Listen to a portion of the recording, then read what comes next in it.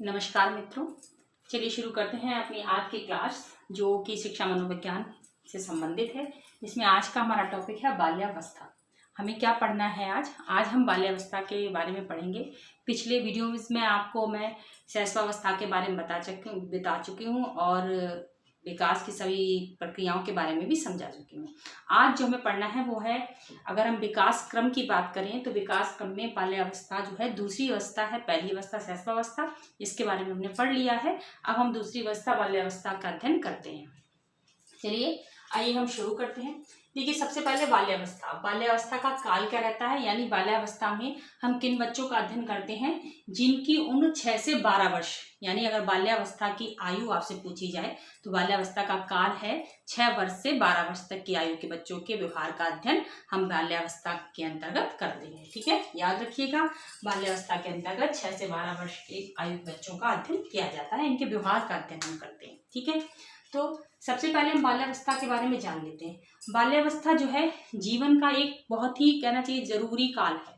ठीक है, जिसका अध्ययन अगर हमें होगा तो जो है बच्चों को पढ़ाने के लिए, उनके आगे आने वाले जीवन में अग्रसर करने के लिए, विकास की ओर तत्पर करने के लिए इस अवस्था का अध्ययन जो है माता पिता शिक्षक सभी के लिए जरूरी हो जाता है कि वो इस अवस्था के बारे में जानें कि इस अवस्था में बच्चे में क्या क्या परिवर्तन होते हैं, उसके व्यवहार में कैसे कैसे परिवर्तन होते हैं, जिन्हें हम सही दिशा देकर बच्चे को आगे की ओर अग्रसर कर सकते हैं। इसलिए इसका अध्ययन करना जो है शिक्षा मनोविज्ञान का एक विषय रखा गया है। ठीक है, तो जब हम बाल्यावस्था के बारे में पढ़ना शुरू करते हैं तो इसके काल मैंने आपको बताया 6 से 12 वर्ष की आयु के लिए ये मान किया गया है। और दूसरी चीज क्या है कि बाल्यावस्था को अन्य नामों से भी जानते हैं। ठीक है, बाल्यावस्था को अन्य नामों से भी जानते हैं, जैसे कि मैंने यहाँ पर ये प्रदर्शित कर रखा है।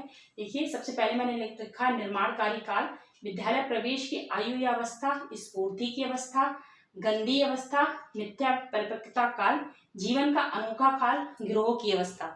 ठीक है, ये जो है मैंने नाम लिख रखे हैं जो कि परीक्षा के प्रश्न भी बनते हैं। कभी कभी ये विशेषताओं के रूप में पूछे जाते हैं, कभी कभी ऐसे ही पूछ दिया जाता है कि जैसे गिरोह की अवस्था किस काल की विशेषता है, या इस तरीके से प्रश्न पूछा जा सकता है कि गिरोह की अवस्था जो है किस अवस्था को कहते हैं। ठीक है, इस तरीके से प्रश्न पूछे जाते हैं। तो आइए हम इनको समझते हैं, एक एक करके मैं आपको सब समझाने का प्रयास करूंगी, आप समझते जाइए। सबसे पहले मैंने ऊपर लिख रखा है निर्माणकारी काल, यानी बाल्यावस्था का एक अन्य नाम या इसकी विशेषता ही अगर हम कहें तो एक विशेषता क्या है, निर्माणकारी काल। इसको हम निर्माणकारी काल क्यों कहते हैं, सबसे पहले इसको जान लीजिए। देखिए, जब हमने शैशवावस्था का अध्ययन किया तो हमने पढ़ा कि जीवन का आधार क्या है, बच्चे के बाल विकास का आधार की अवस्था कौन सी है, शैशवावस्था। अगर ये प्रश्न बनता है कि बच्चे की आधार की अवस्था तो शैशवावस्था, लेकिन बच्चे का निर्माणकारी काल पूछा जाएगा तो वो बाल्यावस्था है। क्यों? क्योंकि शैशवावस्था अगर हम एक भवन का एक उदाहरण लेते हैं तो जब भी किसी भवन का निर्माण होता है तो सबसे पहले क्या किया जाता है, एक नींव बनाई जाती है। ठीक, सबसे पहले नींव रखी जाती है। कोई भी घर बनता है, कोई इमारत बनती है तो सबसे पहले नींव रखी जाती है, उसके बाद उस पर जो है दीवार बनना शुरू होती है। ठीक है, तो ये जो नींव है वो कौन है, वो है शैशवावस्था। ठीक है, यानी कि जीवन का आधार जो है, इससे पता चलेगा कि भवन जो है वो किस प्रकार का बनकर खड़ा होगा, वो क्या है, वो है शैशवावस्था। लेकिन इसके ऊपर जब ईंटों की दीवार बनना शुरू हो रही, मतलब भवन का निर्माण कार्य शुरू हो गया, तो वो अवस्था कौन सी कहलाएगी, बाल्यावस्था। ठीक है, निर्माणकारी काल क्यों कहते हैं, क्योंकि अब मैंने दूसरे नंबर पे क्या लिख रखा है, विद्यालय प्रवेश की अवस्था। ठीक, यानी कि इसमें बालक का जो है विद्यालय में प्रवेश होता है, इस अवस्था में बालक का विद्यालय में प्रवेश प्रारंभ हो गया। ठीक, ये होता है, ये इसका दूसरा नाम है। अगर आपसे पूछा जाए कि विद्यालय प्रवेश की अवस्था कौन सी है तो वो बाल्यावस्था है। ठीक है, ये बात आप ध्यान रखिएगा। तो जब बालक विद्यालय में प्रवेश करेगा, यानी कि वो नए समाज, नए जीवन से उसका शुरुआत हुई, यानी कि उसके जीवन में अब उसका घर परिवार तक तो वो सीमित नहीं है, वो बाहर की दुनिया में निकल गया। जब विद्यालय में पहुंचा तो बाहर की दुनिया में पहुंचा, यानी अब उसकी असलियत में बनना शुरू होगा कि वो अब उसके जीवन का एक निर्माण प्रक्रम शुरू होगा कि अब वो अपने जीवन को किस दिशा की ओर लेके जाएगा। ठीक है, समझ में आ रहा है, यानी कि अब उसका बाहर की दुनिया से भी संपर्क हो रहा है। अभी तक तो घर में तो आप चाहे जैसे रहिए, कोई दिक्कत नहीं, लेकिन जब बाहर की दुनिया में निकलते हैं तो आपको उस हिसाब से ढलना होता है, उस हिसाब से अपने आप को परिवर्तित करना पड़ता है, यानी कि वहाँ से उसके परिवर्तन की प्रक्रियाएं प्रारंभ होती हैं, वो अपने आप को सही दिशा में ले जा सके, ऐसा काल प्रारंभ होता है। इसलिए जो है ये कौन सा काल कहलाता है? बच्चे का निर्माणकारी काल, यानी कि बाल्यावस्था को ही बच्चे का निर्माणकारी काल भी कहते हैं। अगर ये प्रश्न बनता है तो याद रखिएगा, निर्माणकारी काल कौन सा है? बाल्यावस्था। ठीक है, इसमें बच्चे के निर्माण की प्रक्रिया, हर चीज के निर्माण की प्रक्रिया प्रारंभ होती है, चाहे वो उसके विकास हो, शारीरिक विकास हो, मानसिक विकास हो, सबका निर्माण प्रारंभ हो जाता है। ठीक है, धीरे धीरे करके निर्माण की प्रक्रिया प्रारंभ हो गई है, तो क्या होता है? इस काल को क्या कहते हैं? निर्माणकारी काल। अब दूसरे नंबर पर मैंने लिखा है विद्यालय प्रवेश की अवस्था। ठीक है, ये विद्यालय प्रवेश की अवस्था क्यों? देखिए, इसमें एक चीज याद रखिएगा, जब भी आपसे परीक्षा में प्रश्न पूछा जाता है कि विद्यालय प्रवेश की अवस्था, तो अगर ऑप्शन में आपका शैशवावस्था, बाल्यावस्था वगैरह लिखा हुआ है तो आप बाल्यावस्था पर टिक करेंगे। लेकिन अगर उसमें उम्र वाइज ऑप्शन दिए, जैसे ऐसे करके दे दिया जाए कि 0 से 6 वर्ष या 3 से 6 वर्ष, इस तरीके का जब ऑप्शन दिए होते हैं तो आप सही उत्तर उसमें लगाएंगे 3 से 6 वर्ष। कौन सा लगाएंगे? 3 से 6 वर्ष। ये चीज याद रखिएगा, जब अवस्था के रूप में आपसे पूछा जाएगा तब तो आप बताएंगे बाल्यावस्था, लेकिन अगर आयु के रूप में पूछ दिया जाएगा तो 3 से 6 वर्ष जो है विद्यालय की प्रवेश अवस्था बताएंगे, क्योंकि 6 वर्ष की आयु में ही बालक विद्यालय में प्रवेश करता है। इससे पहले वो प्री प्राइमरी, ठीक है, प्री प्राइमरी में 3 वर्ष की 3 से जो 5 वर्ष की आयु होती है, इसमें बच्चा प्री प्राइमरी तो पढ़ता है, ऐसा तो नहीं है कक्षा 1 में 3 वर्ष की आयु में उसका एडमिशन करा दिया जाता, नहीं करा दिया जाता। लेकिन जब आपको ऑप्शन के रूप में ये चीज दी जाएगी तो उसमें 3 और 6 दोनों मिले हुए हैं। ठीक है, तो आपको इस ऑप्शन पर टिक करना है। लेकिन अगर अवस्थाओं की बात करते हैं तो आप बाल्यावस्था पर ही टिक करेंगे। तो यानी विद्यालय प्रवेश की अवस्था कौन सी कहलाएगी? बाल्यावस्था। ठीक है, इसका कंफ्यूजन भी मैंने क्लियर कर दिया है। बाल्यावस्था में जो है 6 वर्ष की आयु से शुरू होता है, इस आयु में ही विद्यालय में प्रवेश करता है, यानी कि पहली क्लास में जो एडमिशन बच्चा लेता है वो कौन सी आयु होनी चाहिए? 6 वर्ष की आयु होनी चाहिए। ठीक है, तो ये विद्यालय प्रवेश की अवस्था कहलाई जाती है। इसके बाद इसका तीसरे नंबर पर मैंने नाम लिख रखा है स्फूर्ति की अवस्था। स्फूर्ति की अवस्था क्यों कहते हैं? क्योंकि आपने देखा होगा 6 से जो 12 वर्ष की आयु का बालक है वो स्फूर्ति यानी एनर्जी, ऊर्जा से भरा रहता है। अब देखिए, आप सुबह बच्चा स्कूल जाता है, स्कूल में खेलता कूदता पढ़ता लिखता सब काम करता है, घर पे आता है वो थकता नहीं कि थक के आके सो जाए या लेट जाए। अगर उसको कोई बच्चा खेलने के लिए बुलाने आ जाता है तो वो जो है स्फूर्ति से भरा हुआ तुरंत तैयार कि हाँ हम खेलेंगे, या घर पे ही उसके माँ बाप या कोई भी घर का भाई बहन उसके साथ खेलने लगे, तुरंत खेलने के लिए तैयार है, कभी बच्चा थकता नहीं है। इसीलिए इस अवस्था को क्या कहते हैं? स्फूर्ति अवस्था या स्मार्ट अवस्था। याद रखिएगा, स्मार्ट अवस्था भी जो है बाल्यावस्था को ही कहते हैं। स्फूर्ति की अवस्था का ही एक नाम क्या है? स्मार्ट अवस्था। ठीक है, तो ये जो है क्यों ये इसको स्फूर्ति की अवस्था क्यों कहते हैं? क्योंकि इस अवस्था में बालक जो है कभी थकता नहीं है। समझ में आया? उसको थकान कभी महसूस नहीं होती है, दौड़ता कूदता स्कूल चला जाएगा, स्कूल के आने के बाद भी ये को थक कर लेट जाए, सोने लेटेगा, घर में आएगा, टीवी देखने लगेगा, खेलेगा कूदेगा, मौज करेगा, उसके अंदर थकान नाम की कोई चीज नहीं होती। ठीक है, इसके बाद गंदी अवस्था इसको क्यों कहते हैं? याद रखिएगा, ये प्रश्न बनता है कि गंदी अवस्था कौन सी अवस्था कहलाई जाती है, जिसमें बच्चे अक्सर शैशवावस्था जो है टिक कर देते हैं, जो गलत है। गंदी अवस्था कौन सी अवस्था है? बाल्यावस्था। क्यों इसको गंदी अवस्था कहते हैं? क्यों? क्योंकि बालक जितना खेलेगा कूदेगा, बाहर की दुनिया में रहेगा, उतना ही वो अपने आप को गंदा भी करेगा। आपने देखा होगा कि बच्चे निकल रहे हैं, अगर पानी गड्ढा भरा हुआ है कोई पानी से, तो उसमें जब तक वो पैर न मारे, छपाका नहीं करें, तब तक उन्हें मजा नहीं आता। तो क्या उन्हें इससे मतलब नहीं कि वो गंदे हो रहे हैं कि साफ हो रहे हैं, उन्हें इससे कोई मतलब, उन्हें अपने खेलने से मतलब, इसमें वो गंदे हो रहे हैं कुछ भी हो रहे हैं। पहले आपने छोटे बच्चे देखे होंगे मिट्टी में कितना धूल मिट्टी खेलते थे, तो इस अवस्था को ही गंदी अवस्था कहते हैं, क्योंकि बच्चा खेलेगा कूदेगा तो गंदा भी होगा।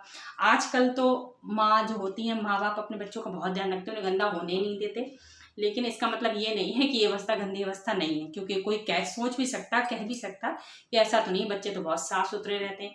लेकिन बच्चे साफ सुथरे माँ बाप रख सकते हैं, लेकिन बच्चों का स्वभाव होता है कि उन्हें गंदे साफ से मतलब नहीं है, उन्हें सिर्फ उनके खेलने से मतलब है। जब बच्चा बाहर निकलेगा, बाहर की दुनिया में खेलेगा कूदेगा, मिट्टी में गिरेगा पड़ेगा, ठीक है, कहीं पानी भरा उसमें कूद पड़ेगा, बारिश हो रही तो उसमें नहा रहा, तो गंदा तो होगा ही ना। तो इस वजह से इस अवस्था को गंदी अवस्था भी कहते हैं। इसके बाद क्या है? 5वें नंबर पे मैंने लिख रखा है मिथ्या परिपक्वता काल। ये किसने कहा है?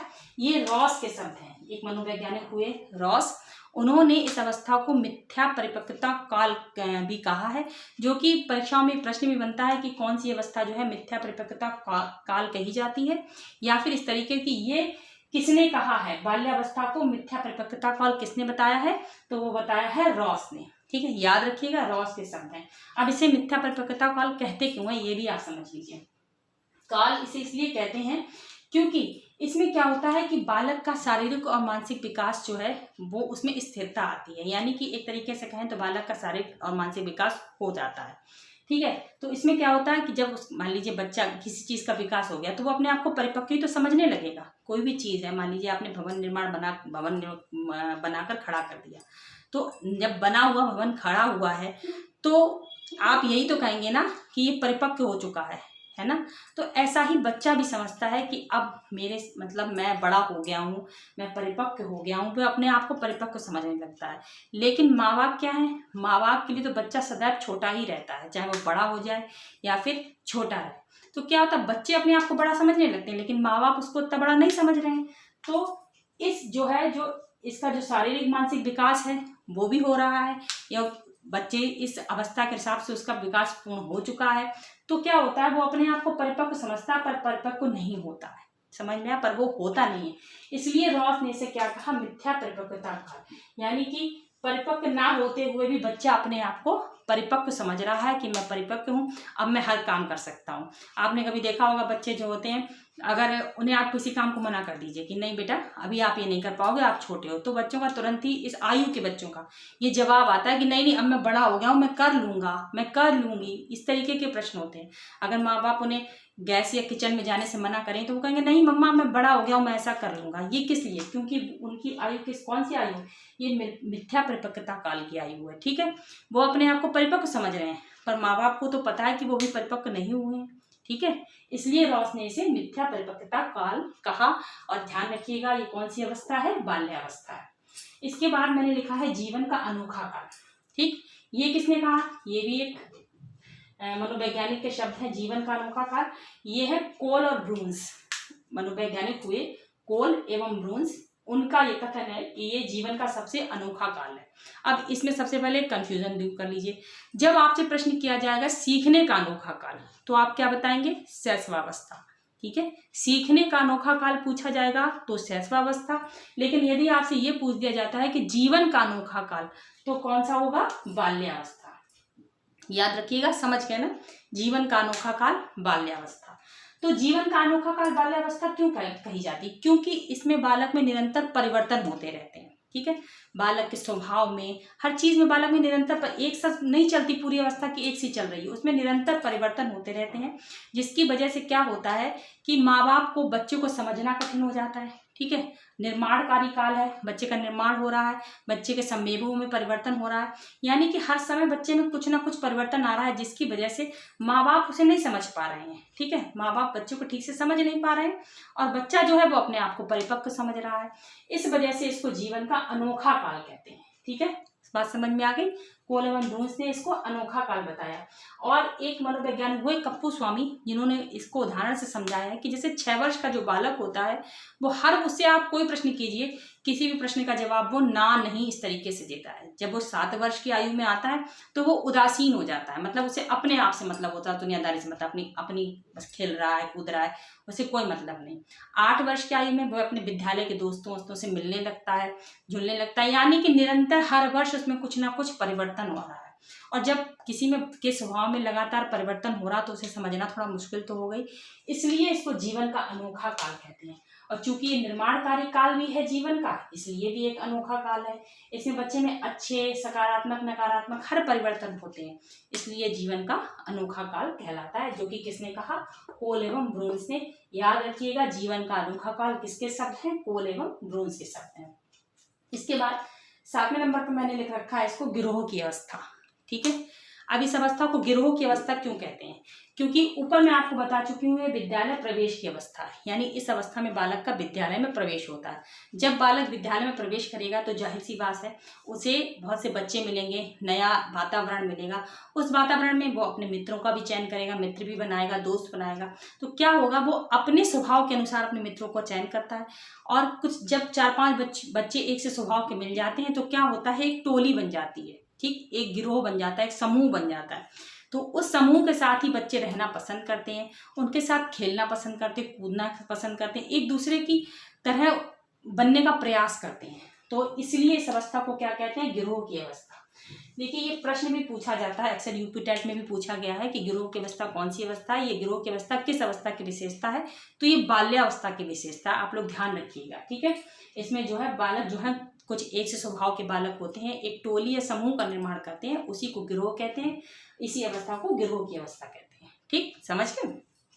इसके बाद जो है, ये तो हमने पढ़े इसके अन्य जो नाम है।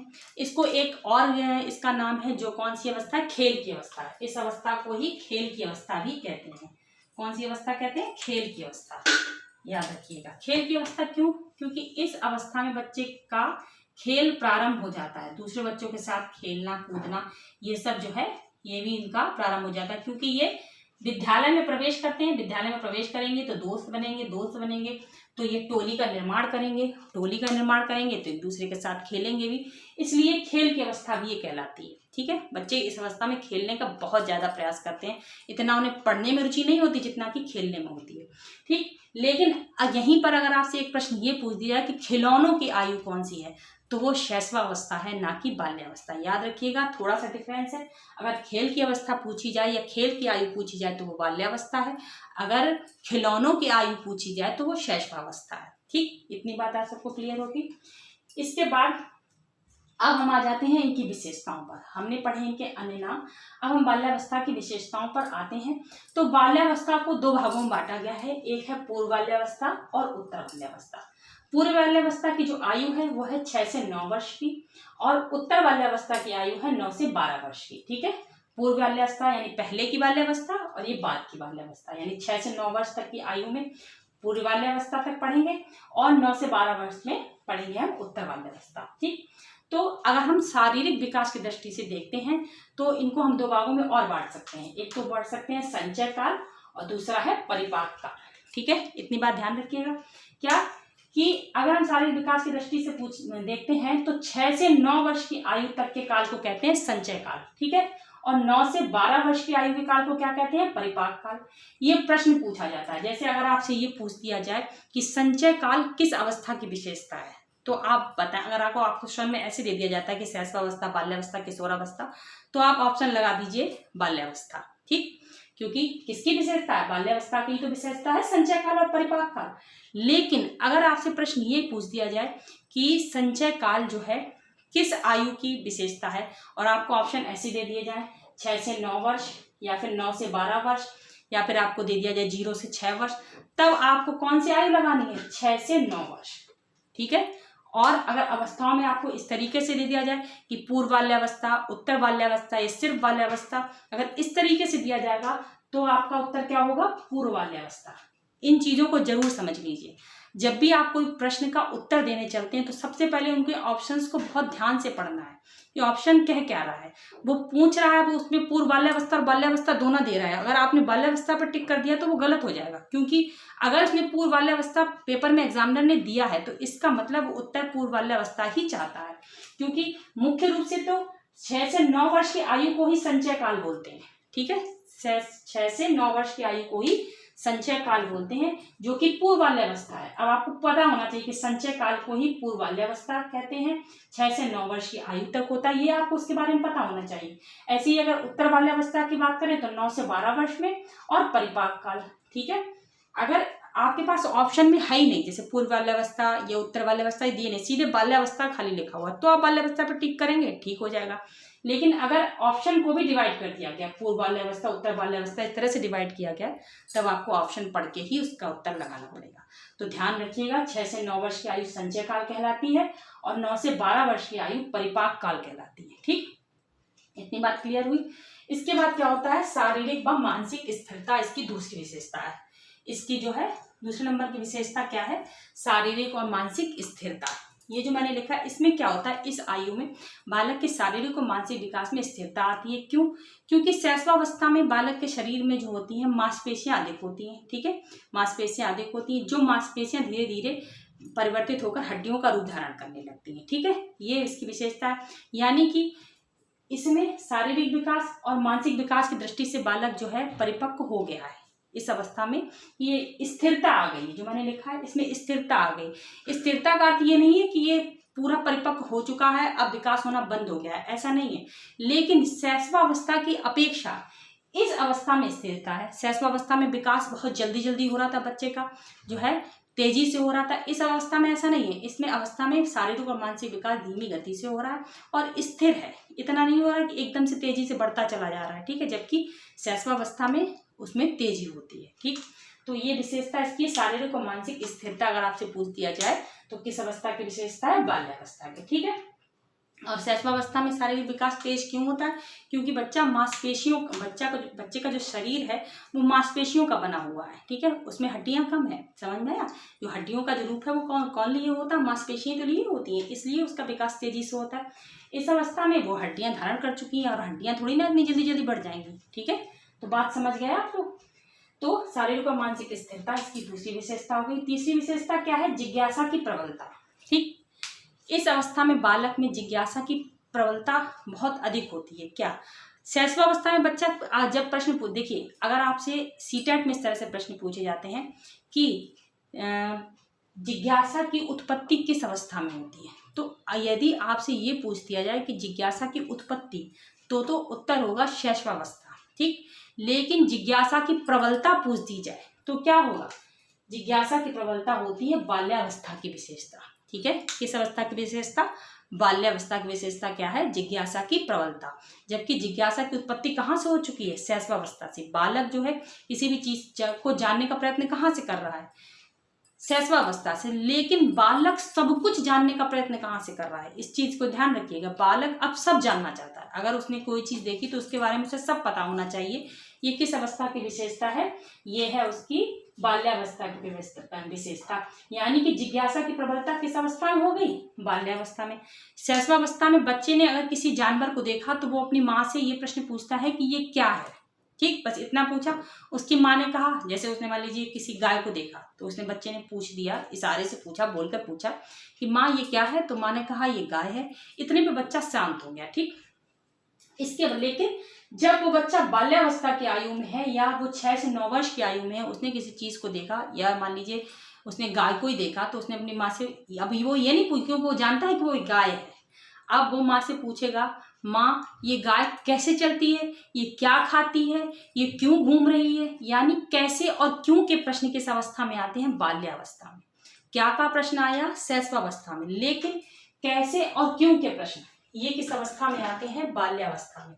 इस चीज को ध्यान रखिएगा कि बच्चा अब सब कुछ जानने का प्रयास कर रहा है, क्योंकि उसके अंदर जो है मानसिक योग्यताएं जो है विकसित हो चुकी हैं, उसका मस्तिष्क परिपक्व हो चुका है। ठीक है, उसका मस्तिष्क जो है परिपक्व हो चुका है, मानसिक योग्यताओं को धारण कर चुका है। अब जब उसके अंदर मानसिक योग्यता है तो जाहिर सी बात है उसका मस्तिष्क जो है ज्यादा प्रश्न करेगा, तो इसलिए वो सब कुछ जानना चाहता है। उसमें जिज्ञासा प्रबल रूप धारण कर लेती है। अगर किसी चीज को देखेगा तो उसके बारे में, अक्सर आपने देखा होगा कोई हेलीकॉप्टर अगर उड़ रहा है ऊपर, तो बच्चे पूछते, मम्मा ये इतना ऊपर कैसे उड़ रहा है, नीचे क्यों नहीं गिर रहा है। 50 तरीके के प्रश्न बच्चों के पास होते हैं। क्यों? क्योंकि उनमें जिज्ञासा की प्रबलता होती है। क्यों और कैसे के प्रश्न किस अवस्था की विशेषता है, बाल्यावस्था की विशेषता है। इसके बाद क्या आता है, संग्रह करने की प्रवृत्ति। ठीक, संग्रह करने की प्रवृत्ति किस अवस्था की विशेषता। ये परीक्षा में अक्सर प्रश्न बनता है कि संग्रह की प्रवृत्ति किस अवस्था की विशेषता है, तो वो है आपकी बाल्यावस्था की। संग्रह की प्रवृत्ति से क्या मतलब, इस अवस्था में बच्चे जो हैं चीजों को जोड़ने का बहुत प्रयास करते हैं, मतलब इकट्ठा करने का। कैसे, बालिकाएं जो होती है अपने गुड्डे गुड़िया, किचन के सामान, या आपने देखा होगा खिलौनों को, इस तरह की चीजों को जोड़ जोड़ कर इकट्ठा करती हैं कि ये भी रख लें, ये भी रख लें। बच्चे क्या होते हैं, जैसे कांच के टुकड़े, कुछ भी घर में छोटा मोटा कबाड़ का सामान निकला है, बच्चे सब उठा के इस अवस्था के बालक रख लेते हैं। बालिकाएं क्या करती हैं, बालिकाओं की जिन चीजों में रुचि होती है, जैसे घर गृहस्थी किचन का कोई सामान निकला, उठा के रख लिया। ठीक है, छोटे बच्चे कांच के टुकड़े उकड़े निकल आए, या घर में कोई लकड़ी का टुकड़ा वगैरह निकला आया, ये सब आप सबने अपने घर में देखी होंगी अगर आपके घर में छोटे बच्चे हैं तो वो क्या करते हैं, इन चीज़ों को इकट्ठा करते हैं। क्यों? क्योंकि उनमें संग्रह करने की प्रवृत्ति पाई जाती है। ठीक, क्या पाई जाती है?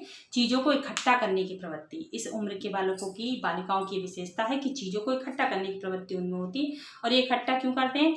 क्योंकि इनमें एक प्रवृत्ति और होती है नए नए आविष्कार करने की। कोई भी चीज़ इकट्ठा कर लेंगे, इससे हम ये बना लेंगे, चाहे बने या ना बने, पर उनके अंदर ये जिज्ञासा है कि इस चीज़ को इकट्ठा कर कर अगर हमें मान लीजिए लकड़ी के टुकड़े मिल गए तो कुछ नहीं, हम इसका सोफा ही बना लेंगे। बने नहीं बने उससे मतलब नहीं है, बना लेंगे। तो वो उनको इकट्ठा करने की प्रवृत्ति इस अवस्था की विशेषता होती है। ठीक है, इसके बाद क्या है, नंबर 5 पर है काम प्रवृत्ति की न्यूनता। शैशवावस्था की विशेषता क्या थी? शैशवावस्था की विशेषता ये थी कि बच्चा जो है काम प्रवृत्ति को प्रदर्शित कर रहा था, लेकिन बाल्यावस्था में आते आते बालक में जो है काम प्रवृत्ति की न्यूनता हो जाती है, यानी काम प्रवृत्ति नहीं दिखाई देती। क्यों नहीं दिखाई देती? क्योंकि बालक विद्यालय में प्रवेश कर चुका है, अब उसे पढ़ाई भी करनी है, खेल कूद भी करना है, ठीक है, बाहर समाज में भी रहना है, तमाम तरह के काम बच्चे के पास आ जाते हैं, जिस वजह से वो इस तरह के लक्षणों का प्रदर्शन नहीं करता, यानी काम प्रवृत्ति की न्यूनता इस अवस्था की एक विशेषता हो जाती है। क्योंकि अब उसकी लाइफ बिजी हो चुकी है, अब उसकी लाइफ उसकी माँ उसके परिवार तक सीमित नहीं है, वो सिर्फ अपनी माँ तक प्रदर्शित कर रहा है या घर तक प्रदर्शित कर रहा है, ऐसा नहीं। अब वो बाहर की दुनिया में प्रवेश कर चुका है, इस कारण जो है तमाम कामों में बिजी है, इसलिए उसे काम प्रवृत्ति की उसमें न्यूनता पाई जाती है। इन लक्षणों का उसमें किसी प्रकार का नहीं दिखाई देते। इसके बाद क्या होता है, नंबर 6 पर है वास्तविक जगत से संबंध। ठीक, अब वास्तविक जगत से संबंध का मतलब क्या हुआ कि पहले शैशवावस्था में क्या था, बालक का जो समाज, उसका परिवार जो कुछ था वो सब उसका परिवार उसकी माँ थी, ठीक है।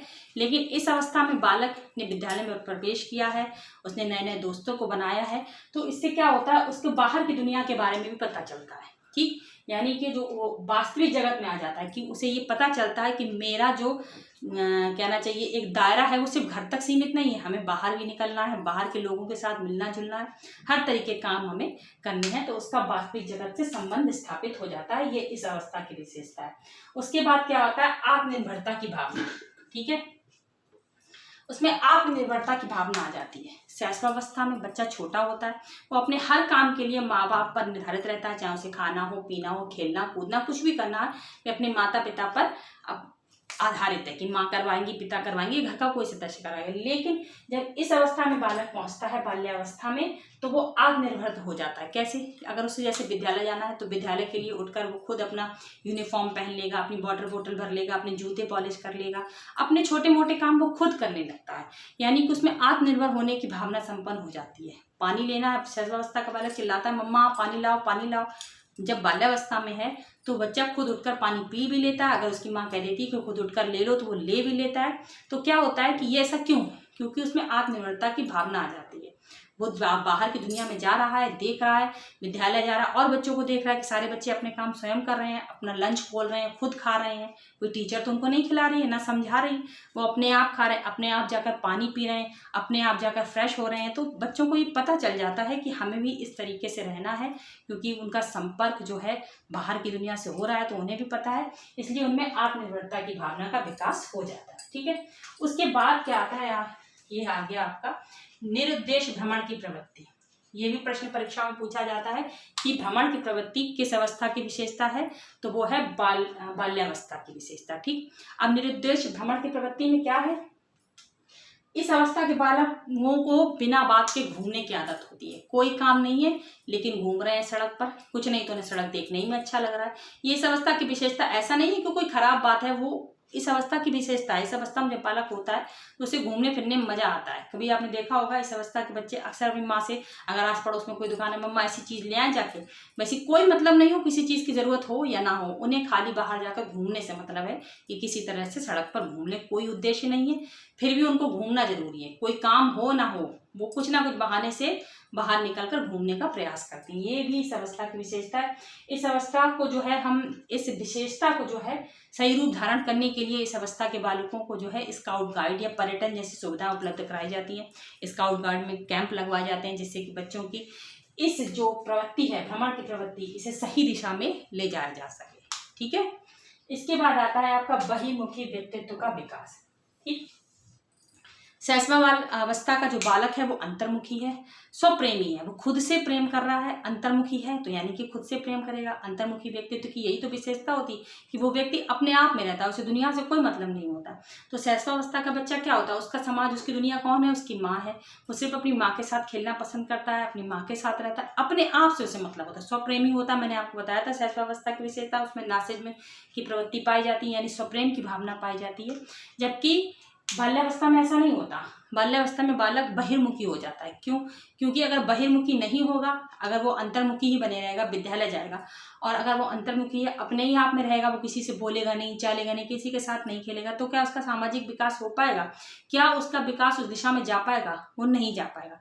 इसलिए बच्चा खुद इस चीज़ को समझ रहा है और इसलिए वो अपने व्यक्तित्व में परिवर्तन करता है। धीरे धीरे वो बहिर्मुखी बनता है, यानी बाहर के लोगों के साथ मिलना जुलना, उनके साथ बोलना, खेलना कूदना उसे पसंद आने लगता है। और उसकी जो स्वप्रेम की भावना होती है, जो वो शैशवावस्था से लेकर आया, वो परिवर्तित होकर क्या होती है, वो वास्तविक जगत में विलीन हो जाती है। यानी कि वो अब सबसे, यानी कि उसमें क्या है, कहना चाहिए कि एक समूह की भावना विकसित उसके अंदर हो जाती है। ठीक है, अब वो अपने आप से मतलब नहीं है, उसे सबसे मतलब है कि दूसरा व्यक्ति मेरे बारे में क्या सोच रहा है, क्या कर रहा है, या हमें उसके साथ कैसा व्यवहार करना चाहिए, ये उसका अंतर्मुखी व्यक्तित्व जो है विकसित हो जाता है। ठीक है, तो अंतर्मुखी बहिर्मुखी व्यक्तित्व जो है उसका विकसित हो जाता है। और अंतर्मुखी व्यक्तित्व किसकी विशेषता? शैशवावस्था की। बाल्यावस्था की विशेषता क्या है? बहिर्मुखी व्यक्तित्व, जो कि बाहर के समाज में रहने के लिए, उसके सामाजिक विकास के लिए अति आवश्यक है। इसलिए जो है ये विशेषता बाल्यावस्था के अंतर्गत पाई जाती है। तो इसके साथ ही हमने ये बाल्यावस्था की विशेषताओं को समझा। इसके बाद जो है देखिए, हो सकता है वीडियो थोड़ा बड़ा हो जाए, लेकिन मैं चाहती हूँ कि मैं एक ही एपिसोड में ये बाल्यावस्था का टॉपिक खत्म कर दूँ। तो आइए, बाल्यावस्था के विकासात्मक पक्ष और रह गए हैं, बस इनको और पढ़ना है, पढ़ लीजिए, आप सब समझ लीजिए। सबसे पहले हम बात करते हैं किसकी? शारीरिक विकास की। विकासात्मक पक्ष में सबसे पहले हम बात करते हैं शारीरिक विकास की। तो शारीरिक विकास में जो बच्चे का, बालक का भार है, इस अवस्था में बालक के भार में पर्याप्त वृद्धि होती है। 80 से 90 पौंड तक बालक के भार में वृद्धि हो जाती है। बालक बालिका किसी के भी भार में 80 से 90 जो है पौंड तक की वृद्धि होती है। लंबाई क्या होती है इस अवस्था में? शुरुआत के समय में, तब जो शुरुआती अवस्था होती है यानी पूर्व बाल्यावस्था में, बच्चे की लंबाई इतनी ज़्यादा नहीं बढ़ती कि बहुत ज़्यादा बढ़ जाती हो। लेकिन इसके बाद की अवस्थाओं में, यानी 9 से 12 वर्ष की आयु में बालक की, यानी आप ऐसे समझिए कि 8 वर्ष की आयु से बालक की लंबाई में प्रत्येक वर्ष 2 या 3 इंच की वृद्धि होती है। ठीक है, 2 या 3 इंच बच्चे की लंबाई बढ़ती ही बढ़ती है। इस अवस्था की ये विशेषता है। तो ये भार और लंबाई हो गया। इसके बाद हड्डियां क्या होती हैं? जब हम शैशवावस्था की बात करते हैं तो 270 हड्डियां हमने पढ़ी थी शैशवावस्था में। जब बाल्यावस्था की बात करते हैं तो बाल्यावस्था में इनकी संख्या होकर बढ़ जाती है 350। ठीक, याद रखिएगा, बाल्यावस्था में हड्डियों की संख्या कितनी हो जाती है? 350, क्योंकि मांसपेशियों का अस्थिरीकरण, जो मैंने आपको पिछली वीडियो में बताया था, वो होना प्रारंभ हो जाता है। मांसपेशियां बदलकर हड्डियों का रूप धारण करती हैं और इनकी संख्या कितनी हो जाती है? 350। कितनी हो जाती है? 350, याद रखिएगा। इसके बाद दांत क्या होता है कि 6 वर्ष की आयु तक सभी दूध के दांत जो हैं टूट जाते हैं और स्थायी दांत, जिसे हम लोग पत्थर के दांत कहते हैं, निकलना प्रारंभ हो जाते हैं। और अवस्था के अंत तक बच्चे के संपूर्ण स्थायी दांत यानी 32 दांत जो हैं, देखिए ये मत कहिएगा कि 32वां दांत तो बहुत आयु के बाद निकलता है। एक जो लॉजिकल बात कही गई है, यानी कि स्थायी दांत जितने भी होते हैं इस आयु के अंत तक निकल आते हैं। ठीक है, कितने दांत? स्थायी दांत जो है अवस्था के 6 वर्ष की आयु में दूध के दांत सारे निकल जाते हैं, नहीं टूट जाते हैं और स्थायी दांत आना प्रारंभ हो जाते हैं। और क्या होता है कि अवस्था के अंत तक सारे स्थायी दांत, जिनकी संख्या 32 मानी गई है, निकल आते हैं। ठीक है, इसके बाद क्या आता है? धड़कन। धड़कन क्या होती है? 1 मिनट में जो है बालक की धड़कन 85 बार हो जाती है। कितनी हो जाती है? 1 मिनट में 85 बार। ठीक, इतनी बात क्लियर हो गई। ये बच्चे का शारीरिक विकास, इसको मैंने इतनी शॉर्ट में इसलिए बताया क्योंकि इससे बहुत ज़्यादा प्रश्न नहीं बनते हैं, इसलिए मैंने आपको थोड़े से मैं समझा दिया है। आपको अधिक परेशान होने की ज़रूरत नहीं है। फिर भी अगर आपको कुछ जानना हो तो आप मुझे कमेंट के माध्यम से ज़रूर बताइएगा। इसके बाद आता है बालक का, इसमें मैंने मानसिक विकास नहीं लिखा हुआ है, जो मैं आपको ऐसे ही बता देती हूँ कि इस अवस्था में बालक का मस्तिष्क जो है विकसित हो चुका है। ठीक है, उसके मस्तिष्क ने अच्छा खासा रूप धारण कर लिया है। अब क्या होता है उसमें जब मस्तिष्क का विकास हो चुका है, इसका मतलब उसमें मानसिक योग्यताएं भी विकसित हो चुकी हैं। अब बालक क्या है, छोटी छोटी घटनाओं को याद कर कर बताने लगता है। ठीक है, अगर उसकी माँ उसको कुछ समझा कर भेजती है कि जाओ बाजार से ऐसी चीज़ ले आना, दुकानदार से ऐसे कहना, तो वो चीज़ कह लेता है और कहकर वो चीज़ ले आता है। ठीक है, ये होता है। छोटी छोटी कहानियों को बताने लगता है, अगर उसको कोई कहानियाँ सुनाइए, उससे कहिए कि आप सुनाइए, तो वो अपनी भाषा में आपको धीरे धीरे कहानियाँ सुनाने लगेगा, कविताओं को याद करने लगेगा, सुनाएगा। तो धीरे धीरे जो है इस अवस्था में जो है बालक जो है उसके चिंतन की प्रक्रिया प्रारंभ हो जाती है, वो सोचना प्रारंभ कर देता है। किसी भी घटना के बारे में अगर उसको कोई घटना दिखाई जा रही है तो उसके बारे में सोचना, निष्कर्ष निकालना प्रारंभ कर देता है। ठीक है, तर्क वितर्क प्रारंभ कर देता है। ये इसकी मानसिक अवस्था की बात है। इसके बाद आता है सामाजिक विकास। बच्चे का सामाजिक विकास के बारे में हमें क्या जानना है? देखिए, सबसे पहले क्या है सामाजिक विकास, मैंने आपको पहले बताया किसे कहते हैं, समाज के द्वारा बनाए हुए कुछ नियमों को मानना सामाजिक विकास की एक सकारात्मक प्रक्रिया है। अगर हम इन समाज के बनाए हुए नियमों को अमान्य कर देते, नहीं मानते, तो यानी कि हम सामाजिक विकास की ओर तत्पर नहीं है। ठीक है, यही तो सामाजिक विकास है। तो इस देखिए शैशवावस्था में बालक में सामाजिक और नैतिक गुण नहीं पाए जाते, ये मैंने आपको बताया था। लास्ट के समय में जब शैशवावस्था का लास्ट आता है, मतलब लास्ट की जो आयु होती है, उसमें बच्चे का कुछ नैतिक गुण उत्पन्न होते हैं, कुछ सामाजिक गुण उत्पन्न होते हैं। लेकिन बाल्यावस्था में बालक का में सामाजिक और नैतिक गुण का विकास होता है। क्यों होता है? क्योंकि मैंने आपको बताया विद्यालय प्रवेश की आयु है, बच्चे ने विद्यालय में प्रवेश किया, इसका मतलब क्या हुआ कि बच्चे को जब विद्यालय में बच्चे ने प्रवेश किया तो विद्यालय के कुछ अपने नियम होते हैं, कुछ आदर्श होते हैं, जिनको इसलिए बनाया जाता है कि हर बच्चा उसका पालन करे। ठीक है, ये क्यों? क्योंकि विद्यालय को समाज का लघु रूप माना गया है। ठीक है, विद्यालय जो है समाज का एक लघु रूप माना गया है, या कोटेशन भी है कि बाल विद्यालय जो है समाज का लघु रूप है। तो जब समाज का लघु रूप है और बालक जो है किसी समाज में प्रवेश करने जा रहा है, तो जाहिर सी बात है कि उसमें जितने भी नियम कानून आदर्श बनाए गए हैं उनका पालन जो है बच्चे को करना ही है, करना सीखना। अगर नहीं सीखेगा तो उसको उससे निकाल दिया जाएगा। इसलिए बच्चे के अंदर ये भावना विकसित हो जाती है कि हमें इसको मानना है, यानी कि जब वो मानेगा तो उसका सामाजिक विकास प्रारंभ हो गया। हम समाज के बनाए हुए नियमों को मान रहे हैं, तभी तो हमारे अंदर सामाजिक विकास की प्रक्रिया प्रारंभ हो रही है। तो यानी कि क्या होता है आप समझिए, उसमें जब वह विद्यालय में प्रवेश कर रहा है, ठीक है, तो क्या हो रहा है, उसमें उत्तरदायित्व की भावना का विकास हो रहा है, आदर्शों का पालन कर रहा है। ठीक है, विद्यालय नियम बनाए। अब जब बच्चा विद्यालय में प्रवेश करता है तो उससे सबसे पहले ये अपेक्षा की जाती है कि वो सुबह इस विद्यालय में पहुंचा, अपने से बड़े उसे कोई मिले तो वो उनसे नमस्कार करे या उन्हें गुड मॉर्निंग बोले, जाते समय उन्हें गुड आफ्टरनून या गुड इवनिंग बोले। इस तरीके के संस्कार विद्यालय में ही दिए जाते हैं। ठीक है, अपने बड़े टीचरों के कहना माने, जो उनकी आज्ञा बताए उनको माने। ये सब किस प्रक्रिया के अंतर्गत आते हैं? सामाजिक विकास के अंतर्गत तो आते हैं। तो सामाजिक विकास में जो है उत्तरदायित्व का पालन और आदर्शों का पालन, ये हम किसके अंतर्गत पढ़ते हैं? सामाजिक विकास के अंतर्गत, जो किस अवस्था की विशेषता है? बाल्यावस्था की। इसके बाद क्या होता है कि बच्चा, जो मैंने आपको बताया कि इसमें क्या होता है, खेल का आरंभ। इस अवस्था में मैंने आपको बताया खेल की अवस्था। तो जब विद्यालय में बच्चा प्रवेश करेगा, प्रवेश करने के बाद क्या, उसका टोली और गिरोह बनेगा, फिर वो क्या हुआ, उनका खेल प्रारंभ होगा। और खेल के मैदान में बच्चा क्या सीखता है? नेतृत्व करना सीखता है, जो कि क्या है, एक सामाजिक गुण है। यानी सामाजिक विकास की प्रक्रिया यहाँ पे भी संपन्न हो रही है। वो नेतृत्व करना सीखता है। अगर उसे किसी टीम का लीडर बना दिया गया या उसका कप्तान बना दिया गया, तो वो क्या करेगा, उस टीम का नेतृत्व करेगा कि तुम्हें कैसे चलना है, तुम्हें क्या करना है। यानी कि उसमें नेतृत्व के गुण आ रहे हैं। ठीक है, और जब खेल खेल रहा है तो खेल के नियम भी बनाए जाते हैं। कोई भी खेल बिना नियम का तो नहीं होता, उसमें कुछ ना कुछ नियम बनाए जाए। उनके नियमों का जब वो पालन करेगा तो यानी क्या, वो अनुशासित हो रहा है, अनुशासन का भी उसके अंदर संचार हो रहा है। तो खेल से क्या होगा, बच्चे में अनुशासन और नेतृत्व के गुण आएंगे, जो कि क्या है, सामाजिक विकास के लिए एक प्रेरक का कार्य करते हैं। ठीक है, यानी कि विद्यालय प्रवेश जब बालक करता है तो उसके अंतर्गत जो उत्तरदायित्व की भावना आई, आदर्शों का पालन की भावना आई, खेल जो उसने खेले उसमें अनुशासन और नेतृत्व की जो भावना आई, इससे क्या होगा कि बालक में जो है सामाजिक विकास प्रारंभ हो जाएगा। बालक के अंदर सामाजिक विकास की प्रक्रिया प्रारंभ हो जाएगी और ये सारे गुण जो है बालक के अंतर्गत क्या करेंगे, सामाजिक विकास के प्रेरक के रूप में काम करेंगे। इसके बाद क्या होता है कि बच्चा जो है अब क्योंकि समाज में आ चुका है, ठीक है, विद्यालय में आया, समाज में आया, तो अब उसमें क्या होगा कि उसमें सामाजिक प्रशंसा, स्वीकृति पाने की भी इच्छा होगी। ठीक है, समझ रहे हैं बात को। सामाजिक प्रशंसा और स्वीकृति पाने की इच्छा होगी, यानी कि वो अब ऐसा कोई कार्य करना नहीं चाहता जिससे कि उसकी समाज में अप्रशंसा हो या कि समाज उसकी बुराई करे कि इस बच्चे ने ऐसा काम कर दिया, वैसा काम कर दिया। इसलिए वो समाज के बनाए हुए नियमों का पालन करते हुए चलना चाहता है।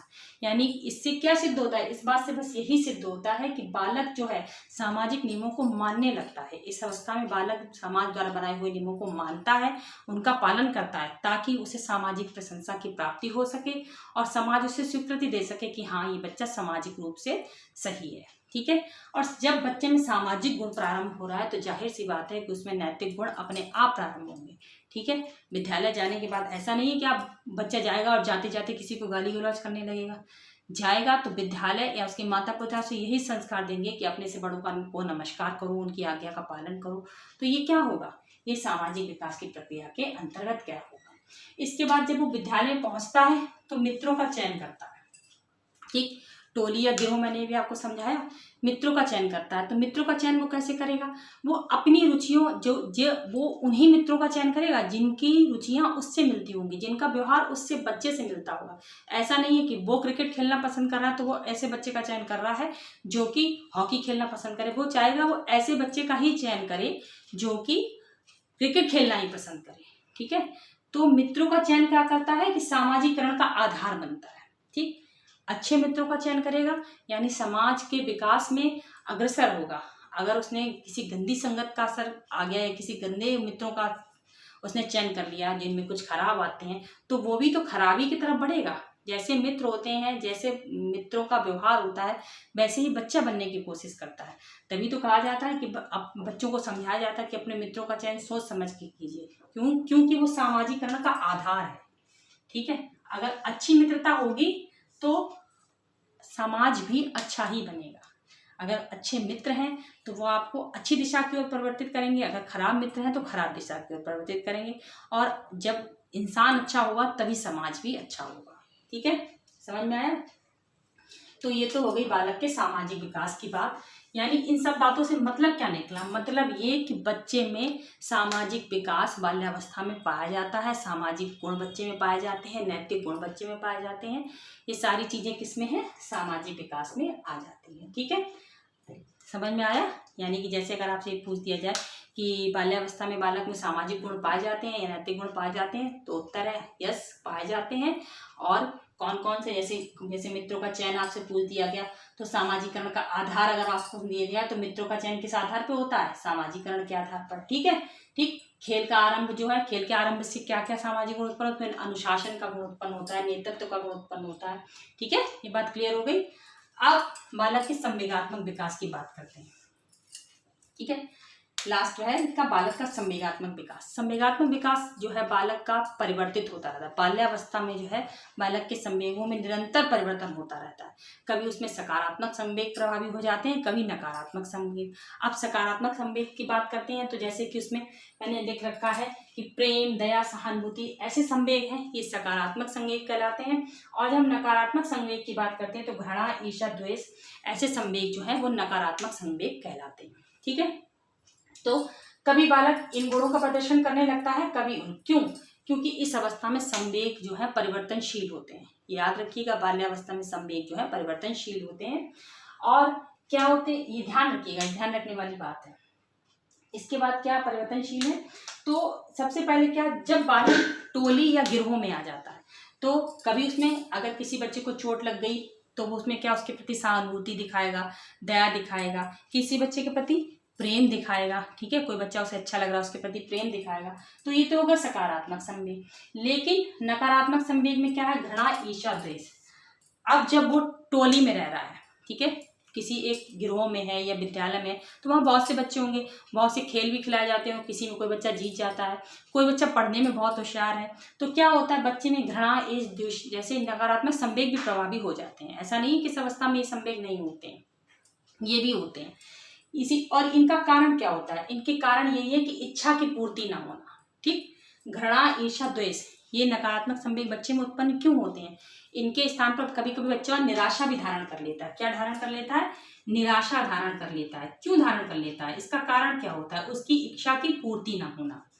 जैसे कि आप समझिए, बच्चा क्लास में फर्स्ट आना चाह रहा है, उसने मेहनत की लेकिन फिर भी किसी कारण से वो फर्स्ट नहीं आ पाया, ठीक, वो सेकंड हो गया, तो उसकी इच्छा की पूर्ति नहीं हुई ना, फिर वो परेशान होगा, फिर उसे जो बच्चा फर्स्ट आया है उससे उसको जलन होगी, ईर्ष्या होगी, ठीक है।